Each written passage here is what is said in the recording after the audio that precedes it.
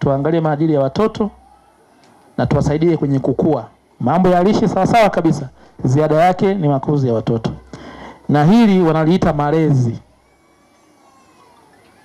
Sasa malezi wengi tunayafahamu kwa juu. Nipende dakika moja tu nigusie malezi yanabeba vitu gani kwa umuhimu wake. Cha kwanza ni kweli malezi yanabeba kinachoitwa ukuaji wa kimwili. Wale tuliona pale mtoto anapimwa urefu, anapimwa uzito, tunakagua na umri, si ndio?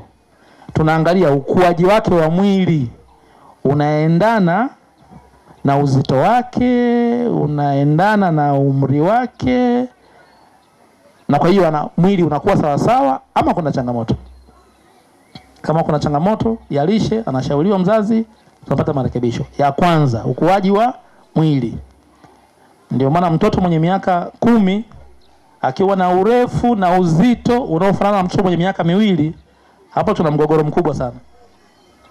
Unaitwa udumavu katika ukuaji. Kwa hiyo la kwanza na la msingi, ukuaji wa kimwili. Lakini ya pili ni ukuaji wa kiakili. Sasa wako watoto ndio dadisi sana. Kadogo kanajua hesabu, kanamuuliza mama, kanamuuliza nini, kadadisi hivi. Mzazi badala afurahie mtoto wake ni mdadisi, wengine tunawavunja moyo. Wewe una maswali mengi sana. Wewe kamuuliza mwalimu wako, kamuuliza nini? Kwa sababu pengine wewe maswali hayo huyajui.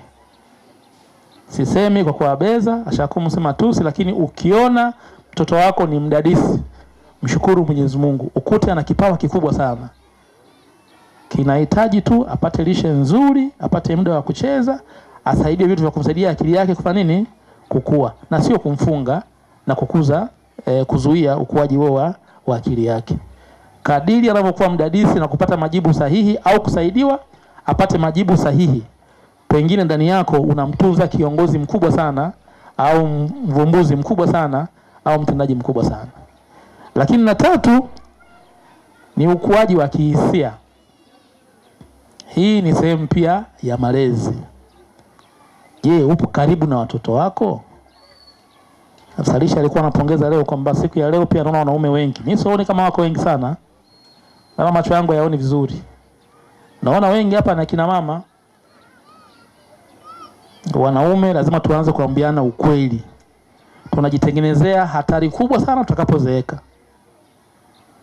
Watoto wamezaliwa na mama. Mtu wa kwanza kumuona baada ya kujifungua macho yake yanatoka mama yake. Ana shida anakimbilia kwa mama. Sijui chakula, mama. Anataka ada, japo anaitwa baba pia anapitia kwa nani? Kwa mama. Wewe mzee uko mbali tu, yani kliniki leo haupo. Saliki sijui haupo.